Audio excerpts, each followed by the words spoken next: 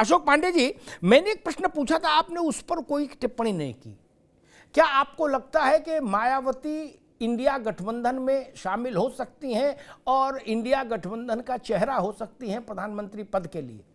हमने आपसे बताया भाई साहब कि राजनीति संभावनाओं का खेल है। कौन अस्थायी दोस्त है, दुश्मन। अभी अस्थायी दुश्मन थे, उन्हें सर्किट हाउस में निपटाने वाले समाजवादी पार्टी के लोग एक बार फिर समझौता कर लिए था, आपको याद होगा। मेरा ये कहना है संभावनाएं का खेल है, ये अलग बात है। भारतीय जनता पार्टी ने काम किया है, इसलिए हमें पूरा विश्वास है कि हम 80 की 80 सीटें जीतेंगे, इसमें कोई दो राय नहीं।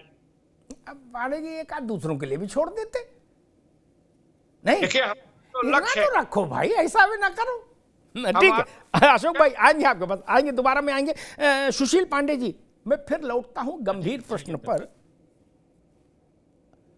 अगर लगा रहा हूं, मैं नजूमी तो हूं नहीं, और सोनिया गांधी और मायावती जी के अलावा कोई बता भी नहीं सकता देश में, यह भी तय है जी। लेकिन अगर पर चर्चा तो करनी होगी। जी।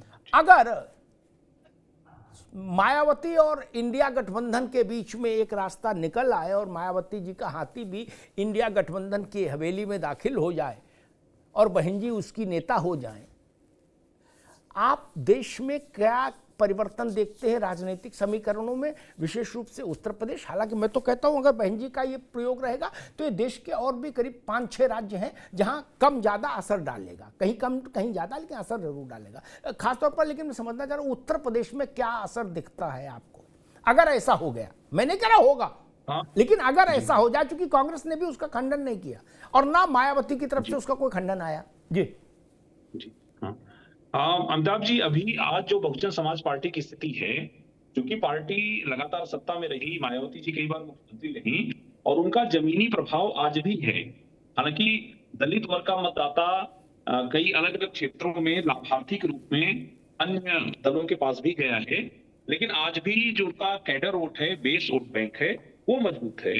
तो अमिताभ जी देखिए, जो पहला प्रभाव पड़ेगा, इंडिया गठबंधन मनोवैज्ञानिक बढ़त बनाने में आगे रहेगा, क्योंकि उससे यह संदेश जाएगा कि हमने दलित चेहरे को आगे बढ़ाया। और जो अभी तक भारतीय जनता पार्टी और एनडीए अलायंस जिसकी बात करता रहा, आदिवासियों की, दलितों की, गरीबों की, तो उसके खिलाफ एक मजबूत एजेंडा जरूर आ जाएगा। ये पहला महत्वपूर्ण इसका प्रभाव दिखेगा। दूसरा अमिताभ जी, जो प्रभाव दिखेगा उत्तर प्रदेश में, पिछले चुनाव में भी ऐसा दिखा कि बहुजन समाज पार्टी अभी भी 18 से 20% वोट उसके पास प्रभावशाली रूप से हैं, और जैसे ही वो किसी गठबंधन में शामिल होंगे तो ऐसे ढेर सारे उम्मीदवार चुनाव लड़ने के लिए जो अपने क्षेत्र में प्रभावशाली हैं, वो गठबंधन की ओर या बहुजन समाज पार्टी की ओर आने शुरू हो जाएंगे। उसका एक अलग प्रभाव दिखेगा। ठीक है, मुझे लग रहा है कि चुनावी रणनीति जो है भारतीय जनता पार्टी की, ठीक है पांडे जी, ठीक है सुशील जी, ठीक है मैं अशोक यादव जी के पास चलूं, लेकिन एक बात कहूं, जो बातें प्रोफेसर साहब ने बताई वो तो ठीक है। मेरी समझ ये कहती है सबसे बड़ा असर जो मैं देख रहा हूं वो ये होगा, मायावती, अभी खड़गे जी को आप नेता घोषित कर दो, खड़गे जी की तमाम व्यक्तिगत हमले उन पर होंगे, जो भी नेता बने उस पर, सोनिया जी रहे उन पर भी होगा। मायावती इस देश में वाहिद इकलौती राजनेता हैं जिन पर आप वो एक सीमा से आगे जाके हमला नहीं कर पाएंगे। ये जान लिख लीजिए मेरी बात, कोई हो, वो जीतेंगी हारेंगी वो मायावती जाने, बसपा को वोट मिलेगा नहीं मिलेगा मैं कुछ जोशी नहीं, लेकिन अखिलेश यादव पर हमला हो सकता है, राहुल गांधी पर हो सकता है, लेकिन मायावती पर एक सीमा के आगे आप शब्दबाण नहीं चला सकता कोई पार्टी हो। ये अब क्या क्यों है कैसे सब जानते हैं। अशोक यादव जी, मामला धीरे धीरे उधरी जाता दिख रहा भैया, क्या खटोला वहीं बिछेगा और वहां खटोला बिछेगा,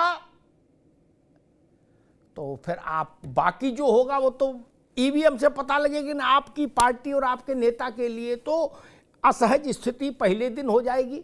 अशोक जी, गलत तो नहीं कह रहा भैया? यादव जी, अमिताभ जी, असहज स्थिति वाली ऐसी कोई बात नहीं है। हम लोग इंडिया गठबंधन में जब आए तभी इस बात को मान के आए थे कि इसमें जितने भी भारतीय जनता पार्टी के वैचारिक विरोध के दल हैं सब लोग उसमें समाहित, क्योंकि बहुत बड़ा चुनाव है और इसमें अगर कोई भी दल हो अशोक सकता है कि यादव हमसे जी, एक उनका 30 सेकंड, एक मिनट, एक बात।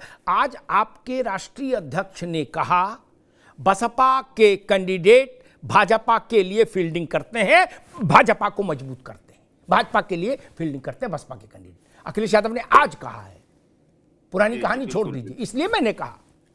जी जी जी, देखिए मैं पर्टिकुलर किसी दल की बात नाम नहीं लिया अमिताभ जी, लेकिन मैं आपके सवाल का जवाब दे रहा था कि इसमें किसी दल के आने या जाने से बहुत ज्यादा समाजवादी पार्टी को उससे कोई झंझट नहीं है, कोई बहुत बड़ी समस्या नहीं है। लेकिन आप अगर दल विशेष की बात करेंगे तो दल विशेष की बात यही है कि 2022 का अगर आप ट्रैक रिकॉर्ड उठा के देख लीजिए विधानसभा चुनाव का, तो उसमें जो हमारे राष्ट्रीय अध्यक्ष जी ने कहा वो बात 100% सत्य आपको मिलेगी। जो भी टिकट का वितरण हुआ बीएसपी के द्वारा, उन टिकट के वितरण में कहीं न कहीं प्रत्यक्ष या अप्रत्यक्ष रूप से भारतीय जनता पार्टी को फायदा हुआ है। इस बात को न तो आप नकार सकते, न तो हम नकार सकते, न तो यहाँ पे कोई पॉलिटिकल जो विश्लेषक है वो भी नहीं नकार सकते। तो जो बात सही है, ठीक है यादव जी, यादव जी एक मिनट। विकास श्रीवास्तव, समाजवादी पार्टी कह रही है कि इतिहास उठा के देख लीजिए, कोई नहीं नकार सकता कि बसपा के उम्मीदवार भाजपा के लिए फील्डिंग करते हैं, उसको राहत पहुंचाते हैं, उसको लाभ पहुंचाते हैं। यही बात अखिलेश यादव कह रहे और वही बात अशोक यादव कह रहे। A to Z एक ही स्वर है जी। नहीं, देखिए लोकसभा चुनाव और विधानसभा चुनाव में अंतर होता है, दोनों का अपना एजेंडा होता है। और राष्ट्रीय स्तर पर बहन जी जिम्मेदार नेता हैं और अखिलेश यादव जी भी जिम्मेदार नेता हैं। और दो प्रमुख दल भारतीय जनता पार्टी और कांग्रेस जी इसमें सबसे बड़ी जिम्मेदारी बनती है। एक प्रदेश की आंतरिक राजनीति और एक देश की राजनीति के विषय में बात होगी तो लोगों को तय करना होगा। इस देश में मैंने कहा ना कि एक तरफ बात हो रही है कि नफरत और विघटन कैसे किया जाए और सत्ता कैसे हासिल बचाई जाए, सरकार मोदी सरकार कैसे बची रहे। और इसमें सबसे ज्यादा हमला अगर किसी पे हो रहा है तो अभी अल्पसंख्यक समुदाय का नाम लिया जाता है, बुलडोजर की राजनीति की जाती है। पर सबसे बड़ा नुकसान इसके बाद जिसको होने जा रहा है वो बाबा साहब का जो संविधान है उसको लगातार बदलने का षड्यंत्र किया जा रहा है। इसलिए इस देश का अल्पसंख्यक और दलित चिंतित है और इस चिंता के लिए बहन जी को और अखिलेश यादव जी को, कांग्रेस को सोचना चाहिए। और सोचना तो बीजेपी को भी चाहिए था। ठीक है विकास जी, अभी रुको विकास जी ने कहा, आगे बात अब रुकना होगा, आगे बात। विकास श्रीवास्तव ने कहा कि भाई राज्य की राजनीति अलग होती है, लोकसभा का चुनाव अलग होता है, राष्ट्रीय राजनीति अलग होती है। मैं उनके मतलब कांग्रेस पार्टी के कंजम्पशन के लिए एक ऑफिशियल बयान सपा का रख देता हूं ताकि सनद रहे। हो सकता है उनकी निगाह में ना आया हो, भूल गए हो, लेकिन मेरी मेमोरी थोड़ी इस मामले में गड़बड़ है। वो वक्त पर वो चीज़ जरूर उसके मेरे दिमाग में पहुंच जाती है। जब आजमगढ़ हारे समाजवादी पार्टी बाई इलेक्शन में धर्मेंद्र यादव, तो समाजवादी पार्टी के ऑफिशियल हैंडल से एक वक्तव्य जारी हुआ। मैं उस वक्तव्य को अपनी स्मृति से उद्धृत करता हूं कांग्रेस के संज्ञान के लिए। अशोक यादव जी को तो पता ही है उनको क्या संज्ञान दिलाना। समाजवादी पार्टी ने कहा 2014, 2017, 2019, 2022 लगातार 4 चुनावों से बसपा सपा को हराने की सुपारी भाजपा से लेकर काम कर रही है। बोलो जय श्री राम, हो गया काम। इसमें राष्ट्रीय राजनीति में आ गई, इसमें मोहल्ले की राजनीति भी आ गई, इसमें अंतर्राष्ट्रीय राजनीति में आ गई, इसमें ग्राम प्रधानी चुनाव भी आ गया, इसमें लोकसभा चुनाव भी आ गया, सब शामिल हो गया। 1914 से लेके और ये बाई इलेक्शन तक बसपा सुपारी किलर है। ये अशोक यादव ने नहीं कहा था, समाजवादी पार्टी ने ऑफिशियली कहा था। इसलिए मैंने निवेदन किया। बाकी तो संभावनाओं के द्वार खुले अभी नहीं आएंगे विकास, संभावनाओं के द्वार खुले हैं और हमेशा खुले रहेंगे, ये यूनिवर्सल बात है। अशोक पांडे जी, इस बात को ये कह के खारिज करना ठीक नहीं होगा कि ठीक है भाई वो दूसरा दल है, दूसरा गठबंधन है, वो कुछ भी करें।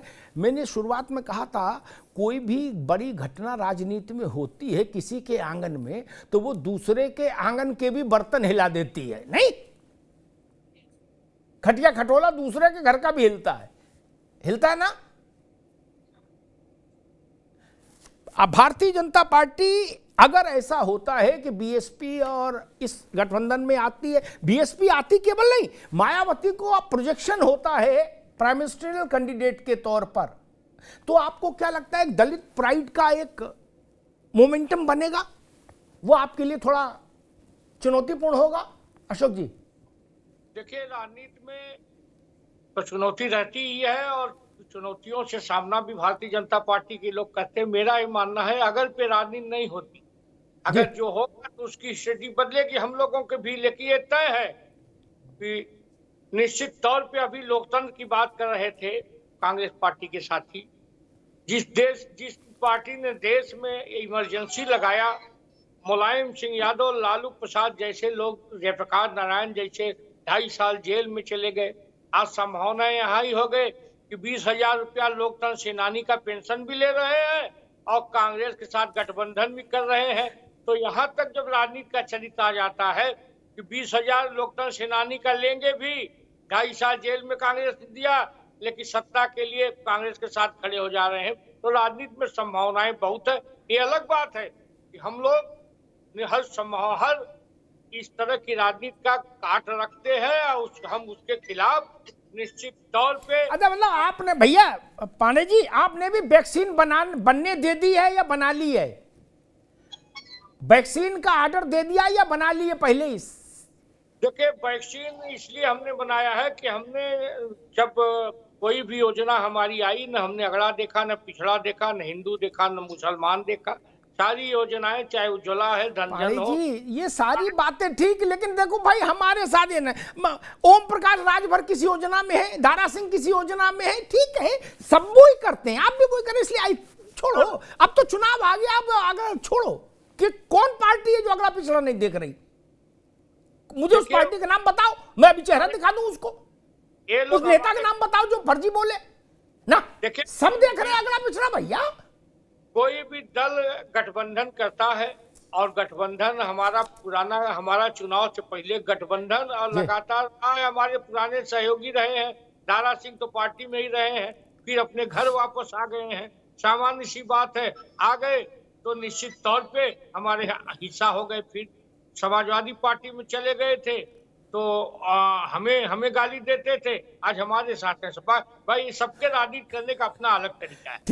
ठीक है, उनको गाली देनी है, चाहे इनको दिलवाओ चाहे उनको दिलवाओ, वो तो जहां रहेंगे देंगे, अच्छी बात है, स्वागत है उनकी गालियों का भी। राजनीति तो इसी को कहते हैं भैया, उनकी गाली खाने के लिए लोग तरसते, इधर वाले भी उधर वाले भी। क्या डाल पीला गमछा दे ही रहे गाली, हाथ से दे रहे? काशी राम उनको सिखा गए। बहुत कम लोगों को पता होगा कि ओम प्रकाश की ट्रेनिंग कहां हुई, सुशील पांडे जी। काशी राम की स्कूल में उनकी ट्रेनिंग हुई है, उनकी और सोनेलाल पटेल दोनों की ट्रेनिंग काशी राम के यहाँ स्कूल में हुई थी। इसलिए ये मसला ये है। पहले वो टेम्पू चलाते थे, सोच लीजिए कितना फर्टाइल है ओम प्रकाश राजभर। क्या आज उन्होंने क्या कहा कि थाने जाना हो तो सफेद गमछा मत डालना, पीला गमछा डालना, दरोगा को तुम्हारे में ओम प्रकाश राजभर का चेहरा दिखेगा।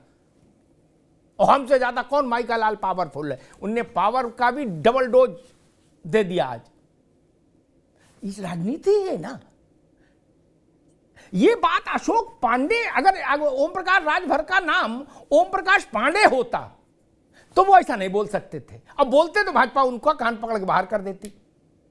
पांडे जी गलत तो नहीं कह रहा, सबके ये राजनीति तो है। सुशील पांडे गलत तो नहीं कहा मैंने? हाँ जी, ये बात दिनेश शर्मा नहीं बोल सकते ना, जी दिनेश शर्मा नहीं बोल सकते ना ये बात। ओम प्रकाश भाई बोल सकते हैं कि मेरा डायरेक्ट कनेक्शन है, मुझसे ज्यादा पावरफुल कौन है, ललकार के बोलो। और जब पुलिस तुम्हारे पीछे भागे ढूंढने के लिए तो नेता बन जाओ, पुलिस सलूट मारेगी। ऐसे सदवचन चुनाव की वक्त पर कोई और बोलता तो उसको टाइट कर दिया जाता कि नहीं? सुशील जी गलत तो नहीं कर रहा? जी अमिताभ जी, देखिए अभी चूंकि ओम प्रकाश राजभर जी लंबी प्रतीक्षा के बाद अभी चूंकि गठबंधन में पहले शामिल हो गए थे, लेकिन मंत्री पद अभी जल्दी ही मिला है। जी। और अभी भी न्यूज आ रही है कि उनके बेटे को घोसी से टिकट दिया गया है। तो निश्चित रूप से अपने कार्यकर्ताओं को उत्साहित करने के लिए कि हमारी भी अब सत्ता में भागीदारी है और कैसे अपने कार्यकर्ताओं को उत्साहित करके चुनाव में सफलता प्राप्त कर सकते हैं, तो उसके लिए प्रयास किया जा रहा है। लेकिन निश्चित रूप से अमिताभ जी, जो एक राजनीतिज्ञ की गरिमा होती है और जो एक मर्यादा होती है, पांडे उसका जी, निश्चित रूप से गरिमा ध्यान छोड़ो, रखना चाहिए। गरिमा छोड़ो, भाई मैं इन बातों में कतई मेरी मन ही नहीं लगता। लोकतंत्र, संविधान, गरिमा, दिस दैट, ऊपरी ऊपरी बातें क्यों करते हो सब लोग? अंदर कर वो ही रहे हो खेल कांटा यार सब। क्या काय का ड्रामा? सीधी बात बोलो ना कि भाई हम चुनाव लड़ने आए, सब छल छद्म करेंगे।